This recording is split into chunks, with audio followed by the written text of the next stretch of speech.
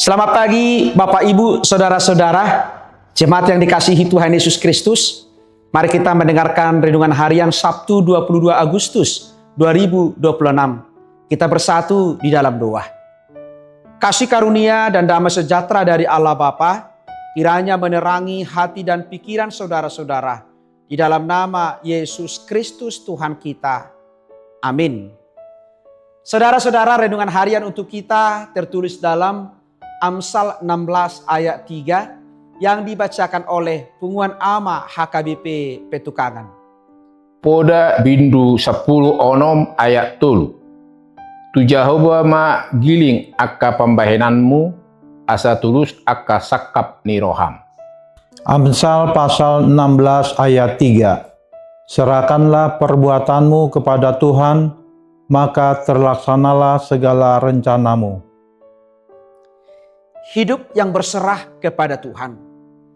Ada sebuah lagu dari Kidung Jemaat 417 yang mengatakan, serahkanlah pada Tuhan seluruh jalanmu, kuatirmu semua ditanggungnya penuh, sedangkan angin lalu dituntun tangannya, pun jalan di depanmu Tuhan mengaturnya. Lagu ini mengingatkan kita sebagai orang percaya untuk selalu hidup berserah kepada Tuhan. Mengapa? Sudah pasti hidup tidak selalu diperhadapkan dengan yang baik-baik saja.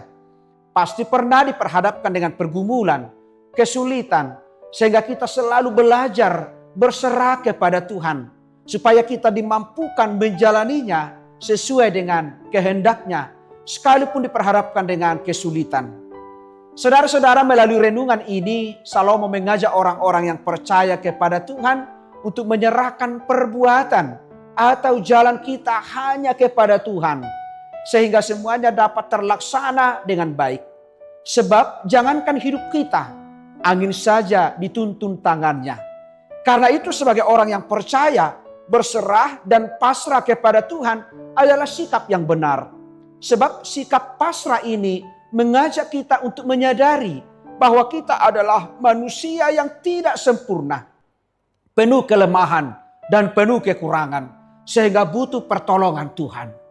Berserah atau pasrah tidak berarti bahwa kita tidak berbuat apa-apa atau pasif saja. Tentu tidak.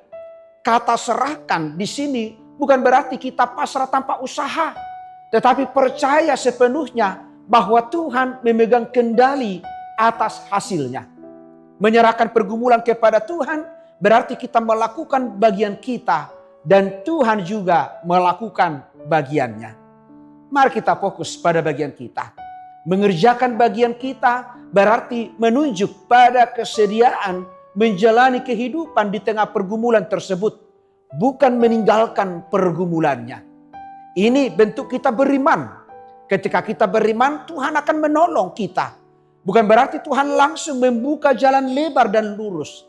Sebaliknya, jalannya mungkin tak lebar dan berkelok-kelok. Tetapi Tuhan menyuruh kita untuk menjalaninya selangkah demi selangkah.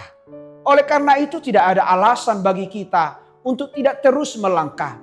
Jika kita ragu, kita bisa tetap mengingat Tuhan tidak akan mengecewakan orang yang menaruh harapan kepada Dia.